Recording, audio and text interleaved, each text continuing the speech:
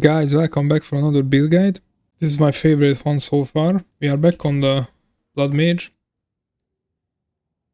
This is the best node in the game if you want to use elemental skills. This with Blood Magic is the best because you can drain your life back, so you don't need to worry about your resource. This is how you avoid the mana issues with every mana build. Because what they did with the patch, I'm still pissed off. Because they ruined all the mana builds. Don't know what's the point to do that, but sure. So I always wanted to make a build that you can teleport around. And of course without Temporalis. Because, let's be real, most of us won't have Temporalis in our lifetime, so that's not an option. But there are ways to do it, and I think I found one. Let's see how can you do this. So on the skills, we have Life Remnants of course, from our Ascendancy.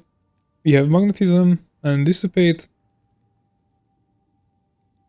On Lighting Warp, I try to use support gens that don't multiply the cost. So we have Arcane Tempo, Pinpoint Critical, Elemental Focus, Inspiration, and Execute. Because we are using the deepest tower. Because we are always close to the enemy, so everybody is in our presence. So you can up your Lighting Warp damage with this. And then of course we have Custom Critical with Ball Lighting, Acceleration, Scatter Shot, and the 2 energy gems. When you proc Custom Critical, which is pretty easy, because we have 100% crit chance on Lighting Warp and a lot of damage. So when you proc it, all lighting will shoot forward, and with Acceleration they are moving fast, so you can just teleport to them with Lighting Warp. So basically this is the mechanic when you can teleport the whole map. So first, when you're trying this out, don't be too aggressive. You need to get used to the playstyle, because a lot of times you will mess up your combo and you will just stand between mobs clicking to nothing and you spending your life. So it's like 5 clicks and you have 0 life. So pay attention. And the other skills are Soul Offering on the second hand, because you want the plus spell damage on bosses. Blink, Orb of Storms on bosses. And last we have Ball Lighting. You start your combo with this. I have mobility and wild shards in it. So basically, when you start your map, you can start with this, and this is how you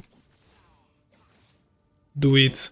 Let's see the items. So you need the deepest tower for the low life, and you need the Atsiris meat for the leash from critical hits is instant. That's pretty important. And we are using Choir of the Storm with Inevitable Critical, Concentrated Effect, Consider Casting, and Lighting Mastery. On the wand you want crit hit chance and lighting spells and cast speed, but these are getting expensive, really expensive, so try to find a better one. Focus is the same. If you want more damage, the expensive it gets, but this is it. On rings you want cast speed, life, resist of course, and the lighting damage. If you can have gain life per enemy kill, that's pretty cool. Body armor is, you need spirit and resist. I'm using a simple belt with life and resist. Boots also, movement speed, life, resist. Charms are freeze, stun, slow, and these are the stats. You want a lot of strength of course, because you get life from it, and you need it for your skills. The resists are not perfect. You should have more chaos resist, it would be pretty cool.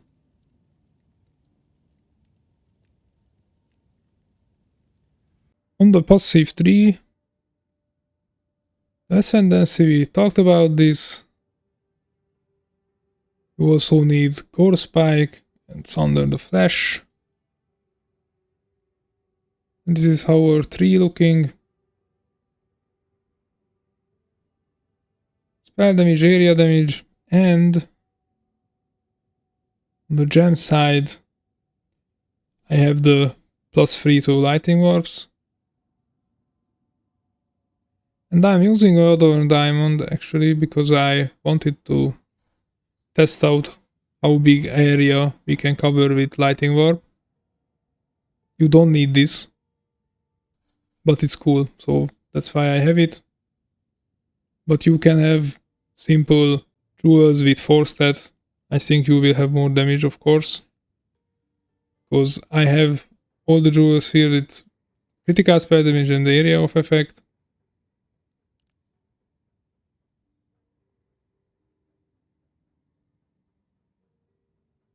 And yeah, you need these nodes for the low life.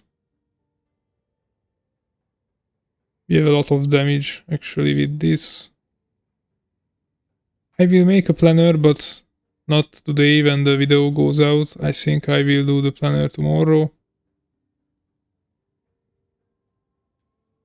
But you can see it here in the video if you want to recreate it. So this is the build for mapping. I think the build costs a few divine orbs. If you go lower on the items, you will be able to recreate it pretty fast and easy. And I think this is my best experience for mapping. It's pretty fun actually, it's better than the Frostnova build that I made in the last season. So I like it. When you need to kill a boss, you just simply go to your custom critical and put a Lightning Warp in. You take acceleration out. This is more than enough. But you can put another Lightning Warp in, like this. You can kill map bosses pretty fast. So you go into the boss room with your second weapon, with the skeletons, and you use your soul offering, more spell damage, and then just simply 1Q lightning ball and start your lightning warps, and it will proc and proc. And of course you can put orbo stones into the ground. So on pinnacle encounters, we will need to change a bit on the build. We can do a lot of damage with this setup, but it's not enough on the +4. You can do the +1, 2, 3. But this build is not for P4 bossing, of course.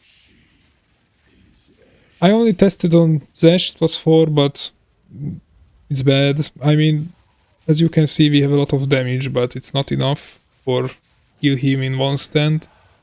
You need to do mechanics, and of course on POE we don't want to do that. We just want to kill a boss in one stand.